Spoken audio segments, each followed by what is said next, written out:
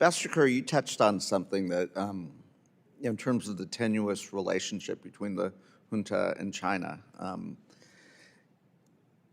are there, again, the junta does seem to align with China right now for survival's sake, but that's also, again, a tenuous relationship. Are there things that we should be thinking about strategically in terms of either exploiting that that uncomfortable relationship, or, and we can also follow that up offline as well, but. Well, one of the things that we could do that, and I'll go back to Chairwoman Kim here, we have lost one of our best tools for highlighting how problematic this is for the Burmese people by shutting down Radio Free Asia and its broadcasts into Burma.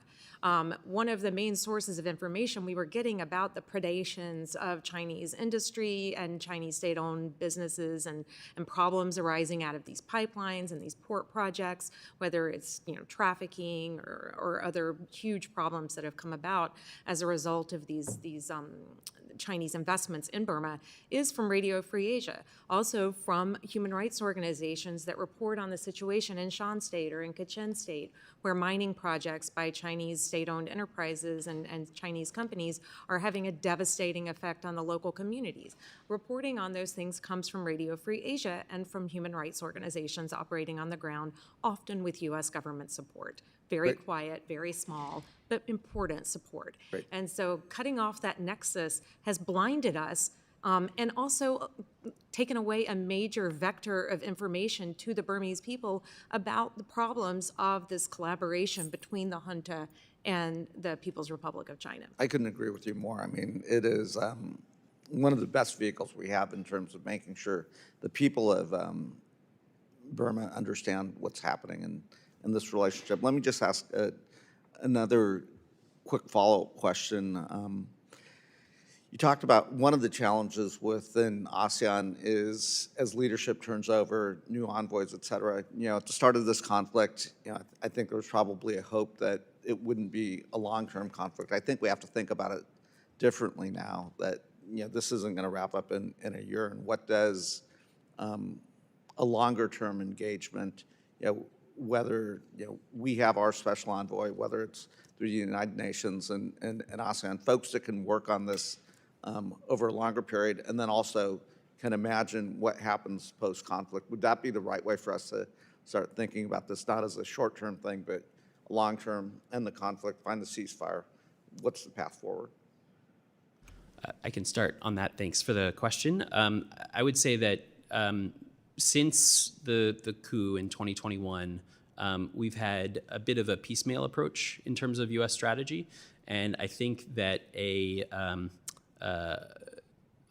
really thorough look at what U.S. policy and strategy towards Myanmar should be is necessary. I understand there's a policy review underway in the State Department, but that is something that I think has been lacking for the last 4+ years, and would serve U.S. interests well to be able to develop something that is more coherent and strategic over the medium term. And we should do that in concert with our ASEAN partners. Yes. Great. With that, And if I can add, sir, Burma policy has been under review since the administration came in, and during the Biden administration, it was completely adrift. You were being too diplomatic, I think, Mr. Ross, in calling it incoherent. It was adrift. We co-opted to the least common denominator of the 5-point consensus and took some piecemeal actions. I think that there are things we can do, low-cost solutions. We do need to, the review is important, but it's not going to matter if we've lost all of the tools or eviscerated all of the tools we have to actually implement a coherent policy.